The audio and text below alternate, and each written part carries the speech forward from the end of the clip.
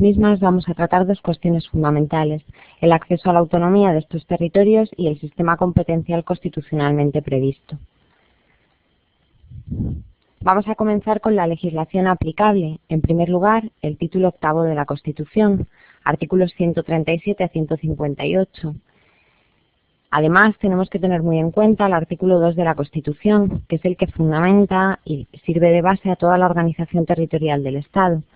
Ya sabéis que dispone como principio esencial en la organización esa solidaridad entre las nacionalidades y regiones que la integran.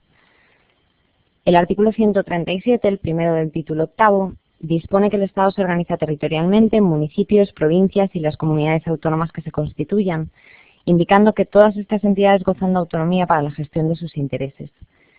Pero la autonomía de todos estos entes no es idéntica, por lo que el Tribunal Constitucional en diversas sentencias ha precisado qué le corresponde a cada uno de los niveles o entes territoriales. En primer lugar, el Estado es titular de la soberanía única derivada de la existencia de un único Estado. En segundo lugar, las comunidades autónomas, titulares de autonomía política, y en tercer lugar, las entidades locales, titulares de autonomía administrativa. La diferencia fundamental entre la autonomía de una comunidad autónoma y de una entidad local radica en la capacidad o potestad que ostenta la Asamblea de la comunidad autónoma. Como sabéis, una asamblea autonómica tiene potestad legislativa, es decir, la capacidad para dictar normas con rango de ley, controlables en su momento a través de recurso de inconstitucionalidad por el Tribunal Constitucional. Sin embargo, las entidades locales no ostentan esta capacidad. Por lo tanto, la divergencia esencial entre la autonomía política y administrativa radica en esa potestad legislativa que ostentan las comunidades autónomas y que no tienen las entidades locales. Partiendo de este planteamiento, en un país ampliamente descentralizado, en el que cada nivel territorial ostenta o es titular de una de las cuestiones anteriormente vistas respecto del Tribunal Constitucional, tenemos que tener en cuenta las siguientes vías de acceso a la autonomía. El artículo 2 anteriormente mencionado dispone que la Constitución se fundamenta en la indisoluble unidad de la nación española, patria común indivisible de todos los españoles, reconociendo el derecho a la autonomía de las nacionalidades y regiones que la integran. Nos planteamos en un panorama en el que no existen aún comunidades autónomas, pero en la que los distintos territorios han ido avanzando más o menos en ese deseo de autogobierno. Los requisitos generales para ese acceso a la autonomía del artículo 2 aparecen recogidos en el artículo 143.1. Esos requisitos generales son aplicables a todas las vías de acceso, es decir, a la ordinaria y a la especial. Para poder acceder a la autonomía, en principio, es necesario constituir provincias limítrofes con características históricas, culturales y económicas comunes, ser territorios insulares o ser provincias con entidad regional histórica.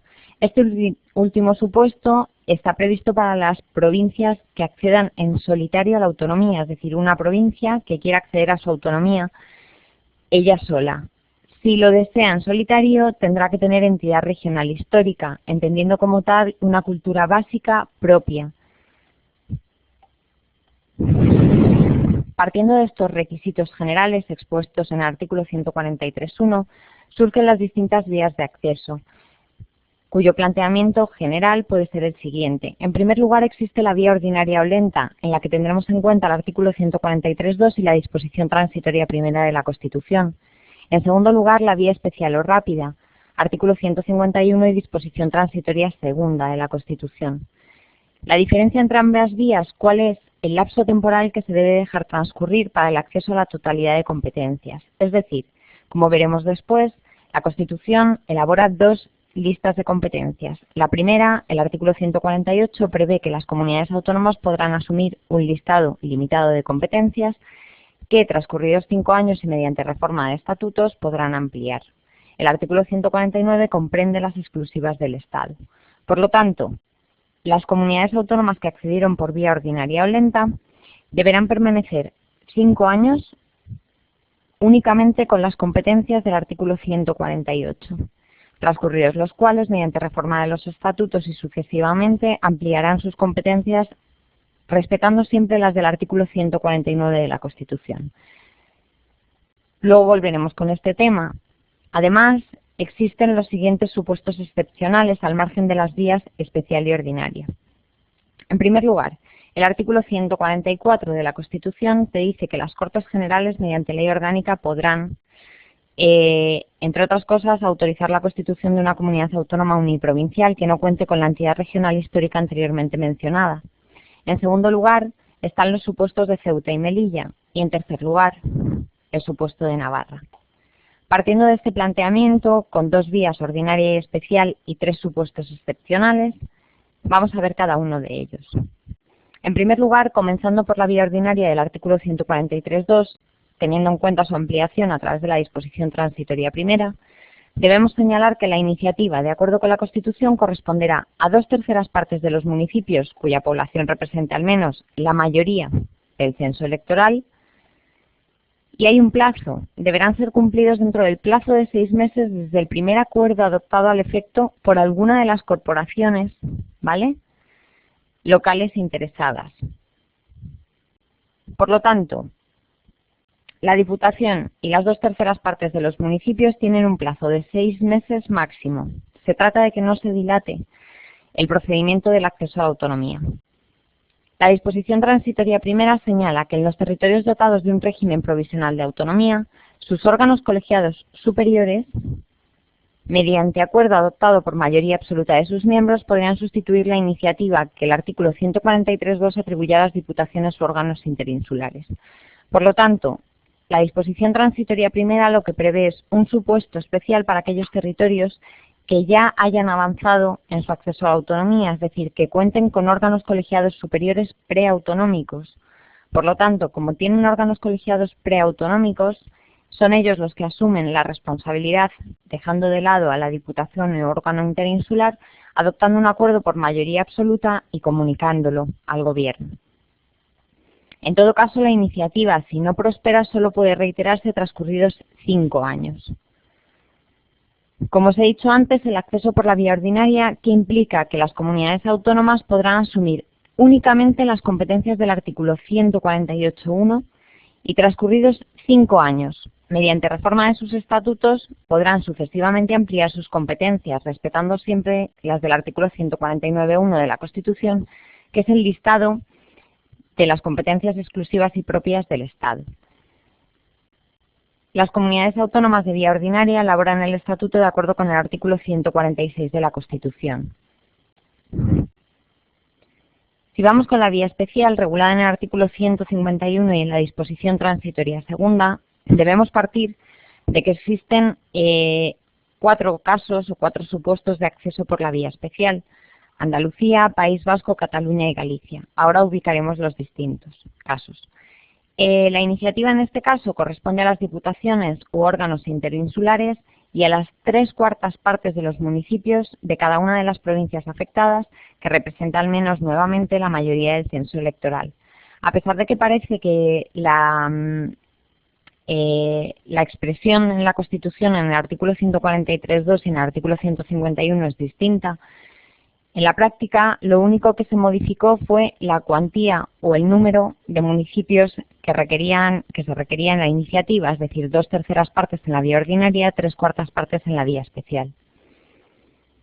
Se aplica en este caso también ese plazo de 6 meses para no dilatar el procedimiento previsto en el artículo 143.2. Lo complicado del artículo 151 y de la vía especial, y por lo tanto de la posibilidad de acceder a la totalidad de competencias desde un primer momento, estaba en el segundo requisito, es decir, no es solo esta iniciativa, sino que la iniciativa debía ser refrendada por el voto afirmativo de la mayoría absoluta de los electores de cada provincia. El artículo 151 como tal, es decir, los requisitos mencionados de la iniciativa por la Diputación y 3/4 partes de los municipios y la ratificación a través de referéndum por voto de mayoría absoluta de los electores de cada provincia, solo se llevó a cabo en Andalucía. Requerir un referéndum por mayoría absoluta de cada provincia es un requisito complicado en el sentido de que se exige más del 50% no solo de votos, sino de votos afirmativos. De hecho, Andalucía tuvo un problema en concreto con Almería. En el supuesto de Almería solo se alcanzó un 42% de voto afirmativo. Por lo tanto, las Cortes Generales, en virtud de la justificación por parte de Almería de que el censo no estaba actualizado en el momento del referéndum y que por tanto el porcentaje de voto afirmativo era superior sobre la totalidad, dictaron una ley orgánica de modificación de la ley orgánica de referéndum y otra ley orgánica por motivos de interés nacional, sustituyendo la iniciativa de Almería en el acceso a la autonomía. La disposición transitoria segunda completa la vía especial, diciendo que los territorios que ya hayan plebiscitado afirmativamente proyectos de estatuto, es decir, que hayan sometido a referéndum ya textos con intención de ser estatutos de autonomía y que además cuenten con regímenes provisionales de autonomía, podrán, por acuerdo de la mayoría absoluta de sus órganos preautonómicos colegiados superiores, sustituir la iniciativa prevista en el artículo 151. Por lo tanto, lo que se permite a los territorios que cumplan los requisitos de haber plebiscitado afirmativamente proyectos de estatuto y contar con regímenes provisionales de autonomía es evitar tanto la iniciativa como el referéndum. Ambos se sustituyen por un acuerdo por mayoría absoluta de sus órganos colegiados preautonómicos superiores. Fue el caso de Galicia, Cataluña y País Vasco, que por lo tanto ni presentaron iniciativa municipal ni provincial ni celebraron el referéndum en sus territorios. Es una especie de premio de la Constitución al avance superior con respecto a los demás territorios en ese acceso a la autonomía. El acceso por la vía especial implica, en todo caso, que las comunidades autónomas pueden asumir desde un primer momento y sin necesidad de dejar ese lapso temporal de los 5 años, la totalidad de competencias previstas en el texto constitucional, salvaguardando siempre las exclusivas del Estado. En este caso elaborarán el estatuto por el procedimiento del artículo 151. Deciros que en los casos de Canarias y Valencia, a pesar de que accedieron por la vía ordinaria, tuvieron acceso a la totalidad de competencias en virtud de 2 leyes orgánicas de transferencia o delegación, leyes orgánicas 11 y 12/82. La doctrina y el Tribunal Constitucional coincidieron en que sendas leyes orgánicas de transferencia eran inconstitucionales, ya que la finalidad de una ley orgánica de transferencia o delegación no es sustituir ese lapso de espera de 5 años, sino posteriormente y una vez que se acceda a la totalidad de competencias, poder transferir competencias del Estado a las comunidades autónomas. En cualquier caso, hay 2 comunidades, por lo tanto, de vía ordinaria, Canarias y Valencia, que tuvieron acceso al máximo techo competencial desde un primer momento. Respecto a los supuestos excepcionales, una vez vista la vía ordinaria y la vía especial, tenemos que entrar en el artículo 144 de la Constitución, que indica que las Cortes Generales, mediante ley orgánica y por motivos de interés nacional, pueden, en primer lugar, autorizar la constitución de una comunidad autónoma cuando su ámbito territorial no supere el de una provincia y no reúna las condiciones previstas en el apartado primero del artículo 143. Como hemos dicho antes, el artículo 143 prevé únicamente un supuesto uniprovincial y para ello se requiere tener entidad regional histórica. Madrid no poseía entidad regional histórica, ya que no se entendía que tuviese una cultura y base propias. Se entendía que su cultura partía de Castilla. Por lo tanto, requirió una ley orgánica para acceder a la autonomía. Las Cortes Generales dictaron la Ley Orgánica 6/82, por la que se autoriza a la provincia de Madrid a constituirse en comunidad autónoma por motivos de interés nacional. A pesar de que es un supuesto excepcional, en lo demás, la iniciativa se ejerce conforme al artículo 143.2, es decir, la provincia de Madrid accedió a la autonomía a través de la Diputación y las 2/3 partes de sus municipios cuya población representaba la mayoría del censo. Y su estatuto se elaboró por el procedimiento ordinario del artículo 146. Por lo tanto, a pesar de ser un supuesto excepcional autorizado por ley orgánica, en las restantes consecuencias suponen que Madrid cumple con todos los posteriores requisitos de una comunidad autónoma de vía ordinaria y por lo tanto también esperó el lapso temporal necesario previsto en el artículo 148 de 5 años para acceder al máximo techo competencial. En segundo lugar, el artículo 144, por ley orgánica, las Cortes Generales podrán autorizar o acordar en su caso un estatuto de autonomía para territorios no integrados en la organización provincial, supuesto este previsto para Ceuta y Melilla. Los estatutos de Ceuta y Melilla se aprobaron por leyes orgánicas 1 y 2/95 respectivamente. Esas leyes orgánicas fueron elaboradas como proyectos de ley por el Gobierno central y aprobados por leyes orgánicas en las Cortes Generales. La disposición transitoria quinta completa el régimen previsto para estas ciudades con estatuto de autonomía, indicando que Ceuta y Melilla podrán constituirse en comunidades autónomas si así lo deciden sus respectivos ayuntamientos mediante acuerdo por mayoría absoluta y así lo autorizaron las Cortes Generales mediante una ley orgánica de acuerdo con el artículo 144. Por lo tanto, haría falta una ley orgánica por motivos de interés nacional para autorizar a las ciudades autónomas de Ceuta y Melilla a constituirse en comunidades autónomas. Las instituciones de Ceuta y Melilla tienen la misma denominación que tienen los órganos autonómicos, presidente, asamblea y consejo de gobierno. La diferencia esencial es que la asamblea de Ceuta y Melilla no está integrada por diputados, sino por concejales. Y además, la asamblea de Ceuta y Melilla, las asambleas, carecen de potestad legislativa. Sí tienen iniciativa legislativa, es decir, sí pueden remitir proposiciones de ley a la mesa del Congreso o en su caso al Senado, pero nunca pueden aprobar leyes o normas con rango de ley.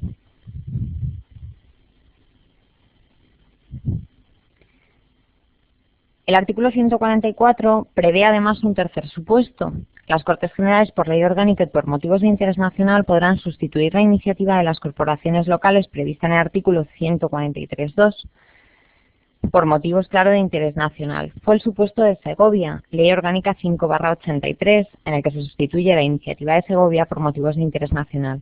El supuesto de Segovia es un supuesto especial, ya que en un primer momento quiso acceder a la autonomía en solitario. Dado que no existía esa posibilidad, porque bueno, todo esto se basaba en negociaciones Estado-territorios, carecían de capacidad, ¿vale?, de autogobierno en solitario, quisieron acceder a autonomía unidos a Madrid. Tampoco Madrid consintió ese acceso conjuntamente y por lo tanto cuando Segovia fue a unirse a Castilla y León para acceder a la autonomía, había transcurrido mucho plazo, es decir, tenemos que tener en cuenta ese plazo máximo de 6 meses desde el primer acuerdo adoptado al efecto por una corporación local. Bien, pues si este plazo de 6 meses no se cumplía, la iniciativa, que ya iba avanzada, se quedaba sin efecto. Por lo tanto, para evitar ese problema y lograr que Segovia accediera a la autonomía con Castilla y León, se dictó la Ley Orgánica 5/83. El último caso especial que veremos, ya al margen del artículo 144, es el de Navarra.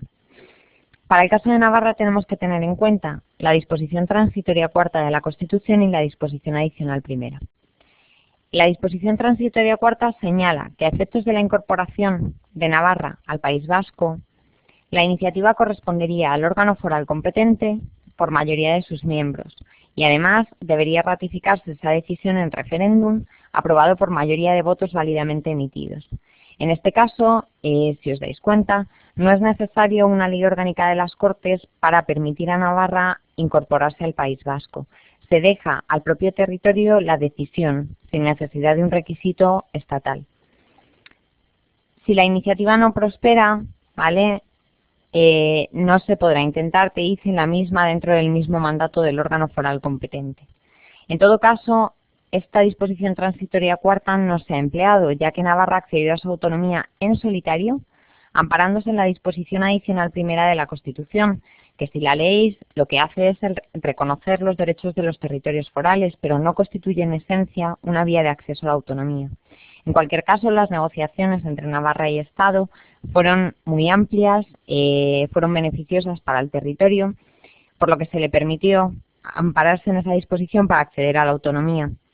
Además, se aprobó su estatuto por Ley Orgánica 13/82 de reintegración y mejoramiento del régimen foral de Navarra, también conocida como LORAFNA.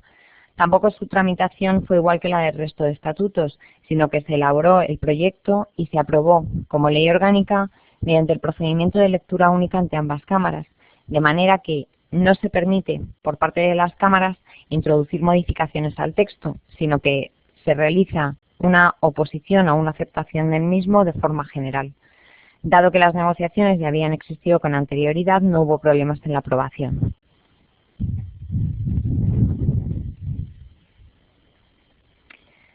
Vistas las vías de acceso a autonomía, vamos a ver brevemente el sistema de distribución de competencias. Los sistemas competenciales, la doctrina los clasifica en verticales, propios de países centralizados, cuyas competencias son atribuidas en bloque a un solo ente territorial, y horizontales, propias de países descentralizados en que las competencias sean repartidas entre diferentes niveles o entes territoriales. Dentro de este sistema horizontal existen sistemas de lista única, de doble lista o incluso más perfectos, de triple lista. Las listas que sirven para enumerar las competencias que corresponden a uno u otro ente territorial. Todo sistema horizontal de listas se tiene que completar con lo que llamamos cláusula residual, que atribuye la titularidad de las competencias que no aparecen en las listas. Si vamos en concreto a nuestro sistema, obviamente nuestro país está en un sistema horizontal, país ampliamente descentralizado con 3 niveles territoriales distintos. Nuestro sistema es de doble lista, las listas del artículo 148.1 y 149.1 que anteriormente hemos mencionado. Pero la doctrina califica el sistema como sistema de doble lista aparente. ¿Por qué?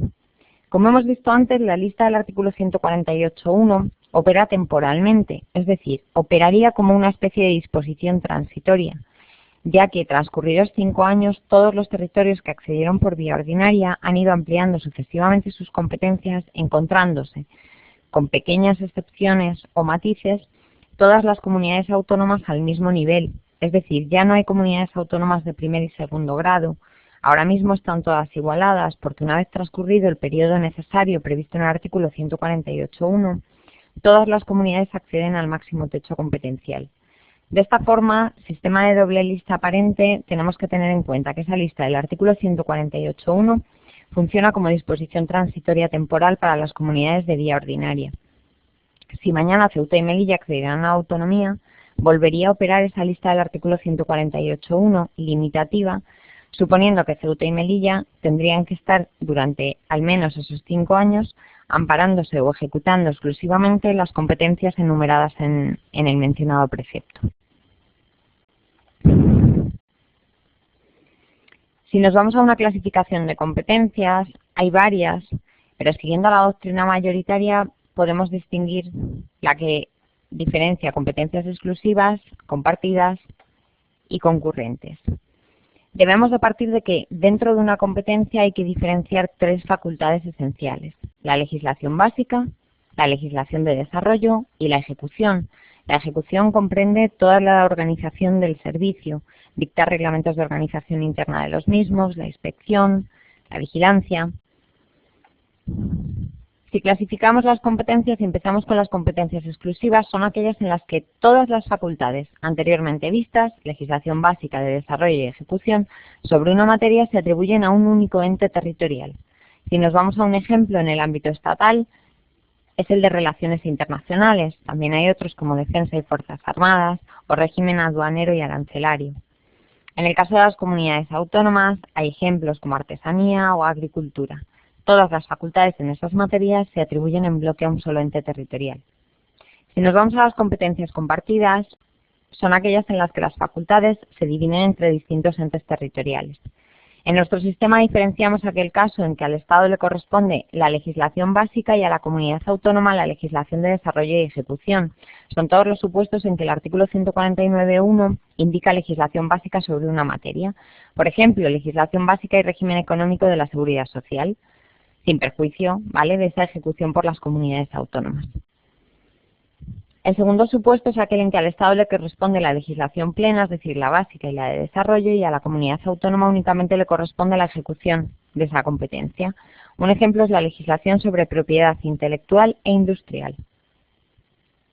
En relación al tercer grupo son las competencias concurrentes. Son aquellas en que se da una superposición competencial sobre una misma materia. Es complicado ver una concurrencia competencial, porque aunque ciertas materias se mencionan en ambas listas, 148 y 149, se mencionan en distintos aspectos. Además, si existiera una verdadera superposición competencial que generase un conflicto, sería el Tribunal Constitucional el que a través de un conflicto positivo de competencia resolvería la cuestión. Por lo tanto, tenemos que ir a materias tales como el fomento de la investigación científica y técnica. Ese fomento de la investigación científica y técnica, a pesar de ser una competencia exclusiva del Estado, puede dar lugar a una concurrencia competencial. ¿Por qué? Porque a la hora de otorgar subvenciones o ayudas, a través, ¿vale?, del fomento de esa cuestión, de I+D, puede darse por parte de ambos entes territoriales, sin que surjan conflictos de competencias, pero sí dándose una concurrencia en la materia. Tienen que ser competencias muy generales y de este tipo.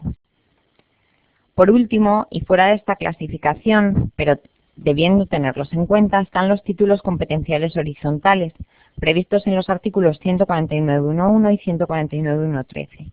Son aquellas competencias en las que el Tribunal Constitucional indica que tienen un carácter tan general que permiten o han permitido al Estado inmiscuirse en las competencias exclusivas de las comunidades autónomas. De este modo, el artículo 149.1.1 es el que establece la competencia del Estado para regular las condiciones básicas que garanticen la igualdad de todos los individuos. El artículo 149.1.13 habla de la planificación y coordinación de la actividad económica general. Por lo tanto, son competencias efectivamente muy genéricas que habían venido permitiendo al Estado inmiscuirse en atribuciones propias de las comunidades autónomas. Pero debemos tener en cuenta que el Tribunal Constitucional ha venido restringiendo cada vez más esa posibilidad. El sistema de distribución de competencias que hemos visto hasta ahora, con dos listas, una de ellas que funciona como disposición transitoria durante un periodo, se puede modificar a través de tres vías que veis fundamentalmente en derecho administrativo. Son los tres mecanismos previstos en el artículo 150 de la Constitución.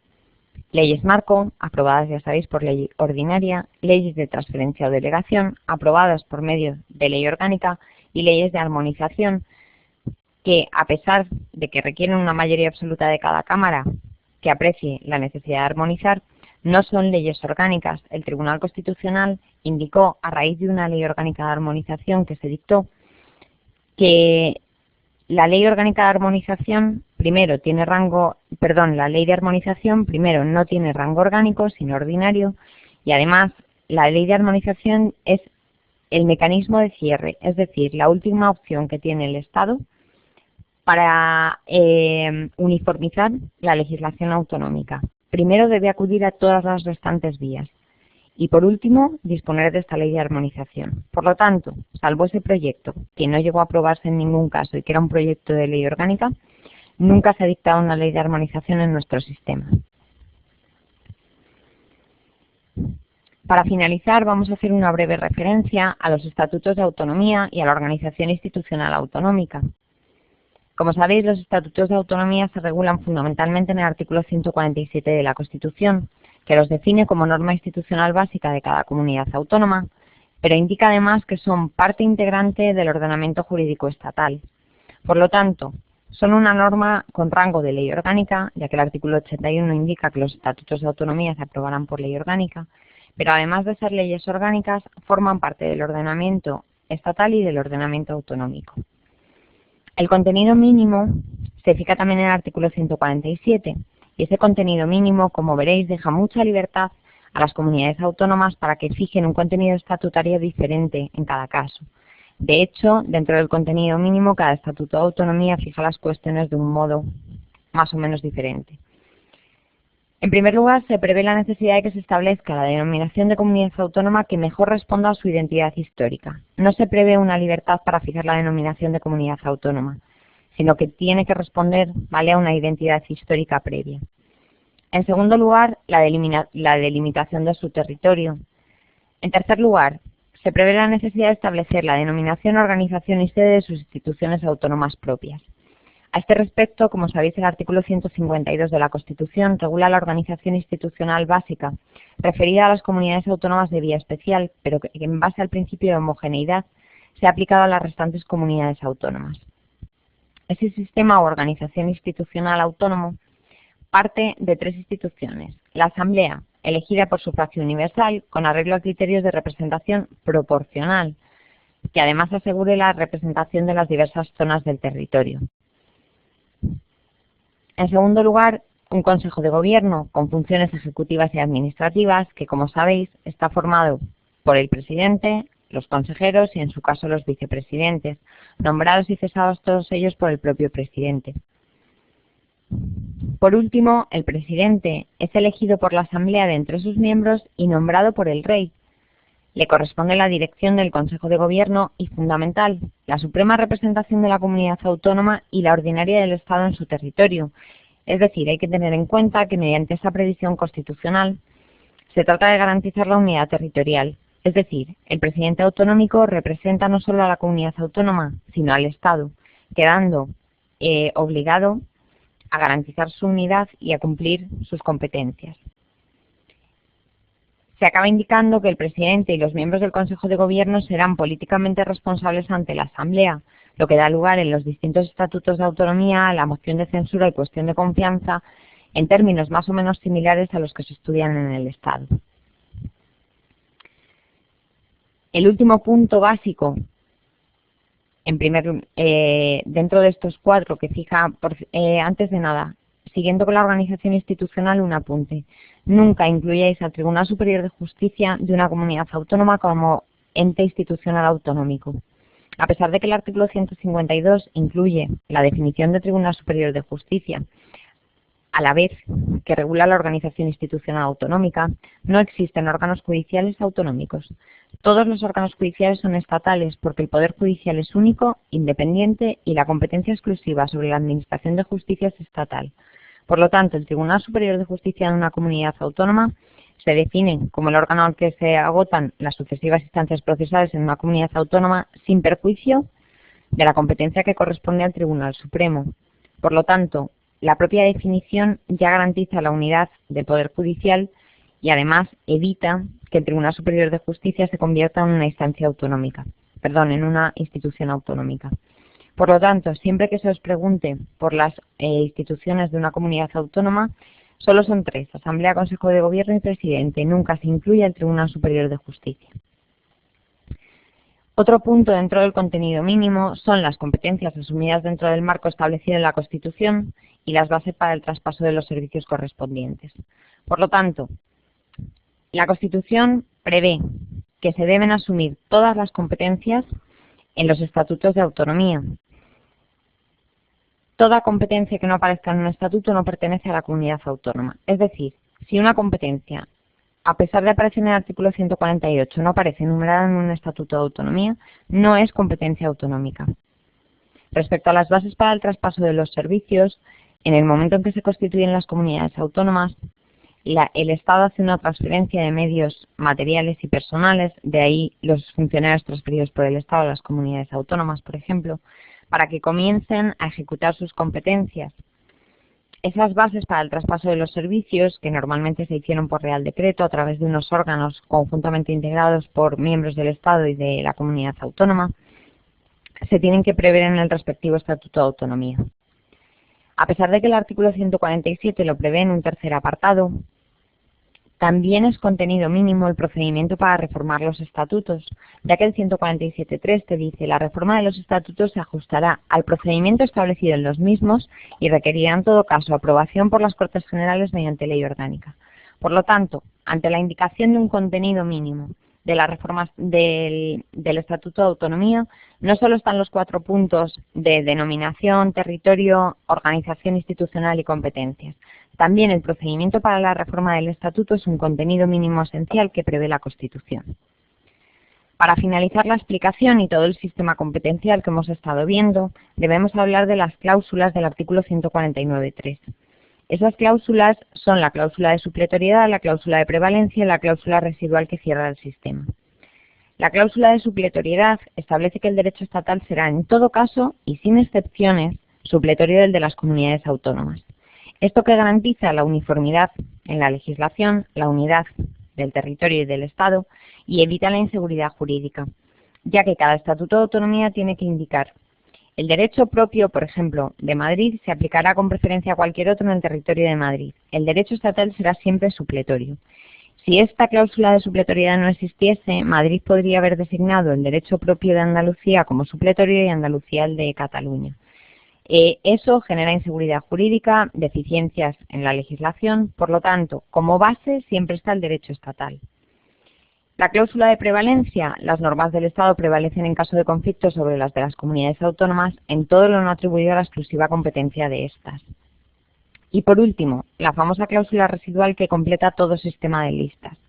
En nuestro caso, la cláusula residual indica que las competencias no atribuidas al Estado por la Constitución pueden corresponder a las comunidades autónomas en virtud de sus estatutos. Acabamos de indicar que una competencia que no aparece en el estatuto no es de la comunidad autónoma, porque si no aparece en el estatuto no la asume como propia. Por lo tanto, si la competencia no aparece como atribuida al Estado, la comunidad la puede asumir en su estatuto. Pero si la comunidad no la asume en su estatuto, la competencia será estatal. Por lo tanto, si tenemos en cuenta al completo la cláusula residual en nuestro sistema, podemos afirmar que la misma opera a favor del Estado. Es decir, si una competencia no aparece atribuida a ningún ente, corresponde al Estado. Es decir, si la comunidad no la asume como propia en el estatuto, pasará automáticamente a corresponder al Estado. Con esto finalizamos la exposición en relación con el sistema competencial y con todas las vías de acceso a autonomía. Si tenéis cualquier duda, me tenéis a vuestra disposición en el respectivo foro de organización del Estado. Un cordial saludo.